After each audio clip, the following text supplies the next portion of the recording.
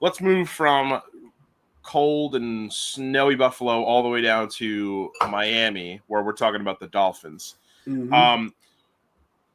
I don't know if you would agree with me here, but I feel like these Dolphins teams over the past couple of years have just been like incredibly unlucky, just with injuries and just, I feel like they have not really lived up to the potential that we've seen that these players can do individually. But this year, it kind of feels like their window might shrink a bit. Yeah. This is going to be a team that regresses in some ways. Can you kind of elaborate on where you think the areas in which those regressions will be the most prominent? I think the number one we got to talk about is the secondary, right? Like, yeah, they bring in Minka Fitzpatrick, who was a good safety in the NFL, right? But you trade away Jalen Ramsey, who, yes, he's 30, but he's still a top 10 corner in this league and incredibly effective, especially in man coverage. You have season-ending injuries to two cornerbacks who were going to play. Artie Burns is kind of more depth than anything else, but the big one is Cater Coe, who was going to thrive in the slot on this defense and has done a good job at that spot in his career. He's out for the season with an injury.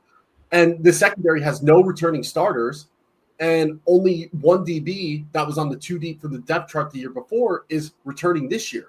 You have Storm Duck, who was a fun corner to watch in college. They're trusting him to cover the team's number one receiver on the opposite side of the ball. And he's never been in that situation in the NFL. So you're trusting a whole new set of DBs to work together and come together for the starting unit and get chemistry together. You're trusting a corner who has never covered a team's wide receiver one in the NFL to do it week in and week out. And you're asking Minka Fitzpatrick to potentially play somewhat out of position like we saw early in his career where he might get bumped to the nickel. Now, granted, they signed Mike Hilton, who I believe was an awesome signing to take over those slot snaps, but this is another older DB. He's 31 or 32 years old, maybe older. If he gets hurt, Minka is really the only one in that secondary who can play in the slot. And if you take him away from that free safety position, teams are just going to take the top off of the secondary like it's no one's business. Now, what they do have going for them is a really good pass rush, right? Like, not really good. I shouldn't say really good, but definitely a top half of the league pass rush. So that should mitigate some of the lapses in the secondary. But I don't know if they're going to be able to do that for 17 games a season. And if not, if they make the playoffs somehow, which I don't think they are, I don't know how this defense is going to function, especially if that pass rush can't get home. Yeah, absolutely. And let's talk about, a guy on the defensive end that you highlighted for your dark horse and that we almost kind of had to reshuffle because he had an injury in practice recently. He was carted off the field, but then it looks like it's not as bad as, initially thought, and that's Chop Robinson. So, First of all, before we get into why you like Chop Robinson, can you kind of elaborate on what happened earlier this week? Yeah, so he went down. He got carted off with an injury yesterday, actually. It doesn't look like it's going to be serious. He posted on his Instagram.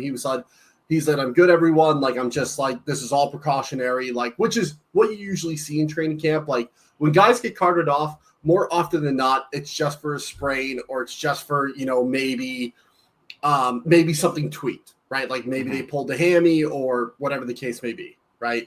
So a lot of the times in camp when someone gets carted off, it's more precautionary rather than the actual extent of the injury. Like in the first day or two of camp, we saw Tyler Guyton go down and they thought it was an ACL tear and his ACL is intact. Like he's going to probably play week 1. At the worst, he'll be back in the lineup week 4 as long as his recovery goes well, right? So Chop Robinson, kind of a scary situation. Looks like he's going to be okay. But I loved him coming out of college. He was my second edge in last year's class, and he was my 21st guy on my big board of 250. So he was in my top 10% of players in that class last year. And he was just an animal, especially in the pass rush, right? So if we look at edge rushers with 250 pass rush snaps last season, he was 4th in pressure rate at just over 17%. He was 3rd in pass rush win rate, just below 27%, which is just ridiculous. That's like Myles Garrett, Micah Parsons territory. 6th in pressure rate against true pass sets at 18.77%.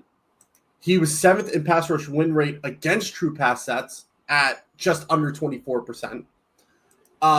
He was tied 5th in pass rush production, which we talked about last episode, 9.7, which is almost elite. 10 is usually elite. And then against true pass sets, anything 15 plus is elite. He was 4th with 15.5. So we're looking at last season alone, a top 5 edge in terms of pass rush. Now, his run defense, there's something to be desired there. He is not a good run defender right now.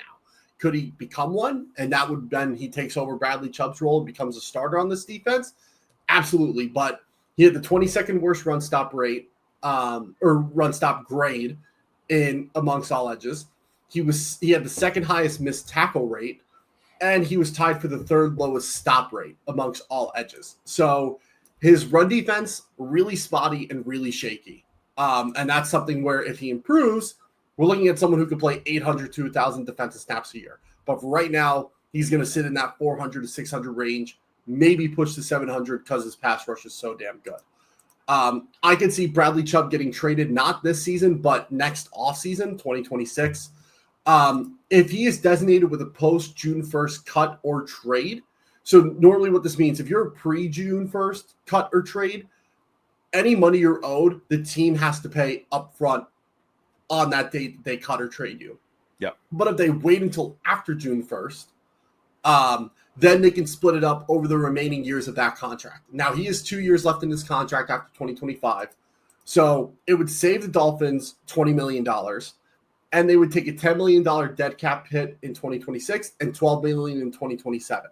That seems like that's where it's going to go if Chop Robinson improves his run defense this year. If he does not, I could see them keeping Bradley along just to have it as an extra body, maybe just for insurance in case Jalen Phillips goes down, or let's say they make Chop the starter. Just having that veteran presence might be nice there. But as far as going to this season goes, I want to see Chop take that next step in run defense and be just as effective as a pass rusher, if not better. Because he was really raw coming out, but you just saw the athletic traits and the talent, and he showed enough flashes of really good spin moves, rip moves, cross chops, which is becoming a huge move in the NFL. His speed to power is incredible for his size, and he's one of the fastest edges in the NFL already. So if he can take that next step in the run game and utilize some of those traits from the pass rush to the run defense, he's going to look really, really good. And is going to be one of those people who's going to help make the secondary look a little bit better than they actually are. Yeah. I'm going to throw kind of a curveball question at you here. Yes. I know you feel like the Dolphins are not going to be a playoff contender. They might take a step back this year. But I'd be curious to see if you could pull up their regular season schedule for me. Yep. And take a look. Oh, we can do that again. I'd like to see if there is a game on their schedule where if they win it, you'd be like, all right, maybe there is something here with these Dolphins. Obviously, I think the one that stands out is week 3 playing the Bills in Buffalo. Mm-hmm. That's a very tall order. Yeah. So I was just wondering if there was anything else maybe down the line, maybe in the first 10 weeks of the season that you feel like could be kind of a statement game for Miami outside of the obvious games against Buffalo. Yeah, I think the one that stands out to me is against the Chargers. And I believe that's week 5 that they play, or it's week 6, excuse me. If they could beat the Chargers, because now they don't have Rashawn Slater. So this offensive line is already suspect outside of Joe Alt, obviously. And if Zion Johnson pans out at center and takes that next step that he hasn't done yet as a former first-round pick, right? But other than that, the rest of the offensive line is very suspect and very apt to getting beat, especially early in the downs, right? The Chargers had an effective pass attack last year, which is kind of contrarian to Greg Roman offenses. So if they can force Justin Herbert to throw bad passes with an effective pass rush, and these DBs can get some life under them, and this offense can come out and put up maybe 3 touchdowns against this defense, this could be a low-scoring game where the defense starts to get some momentum and the offense can kind of get their wheels under them, because the Chargers do not have a bad defense. They also don't have a great defense, right? And I think losing, like, they have a good pass rush, but not having, and I know he's got the injuries, but if they treated Joey Bosa as a designated pass rusher, I feel like this defense would have been a lot better last year and they might have kept him around if he knew that was going to be his role. But anyways, I'm getting ahead of myself. But the Dolphins, if they can win this game, because if we look, they're probably going to beat the Colts week 1.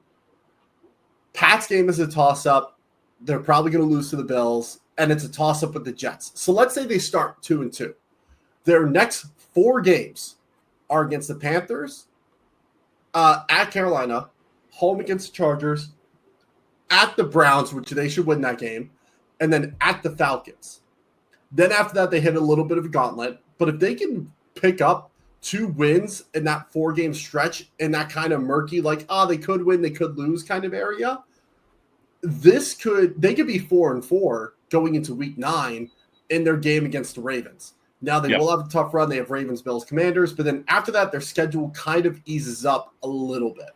So I think if they can come out 4-4 or 5-3 in that first 8-week stretch, they could push for playoffs. Do I think they're going to? No.